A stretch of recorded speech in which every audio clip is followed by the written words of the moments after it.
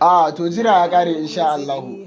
Gawa masu bukatar wannan shahararren series namu da muka dauko wato labarin Zaliha, insha Allah muna masu farin cikin sanar da ku in Allah da 1 ga watan nan zamu fara sakan shi wato 1 ga watan 1 na sabuwar shekarar da zamu shiga 2026 in Allah ya yarda. Kar ku bari a baku labari.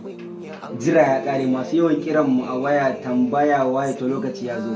Da Allah ku je ku zo mu haɗu mu tare gaba ɗaya mu je mu kalli wannan fim mai suna labarin Zaliha, saboda kallon da za ku yi shi zai ba mu damar da za mu sake kawo muku episode 2, har kallon da za ku sake shi zai ba mu damar da za mu kawo muku episode 3 har zuwa inda Allah ubangiji ya kaddara za mu kawo muku. Sannan kar ku manta za mu saki wannan shahararren shiri namu wato labarin Zaliha a YouTube channel mai suna Fahad Bozo TV.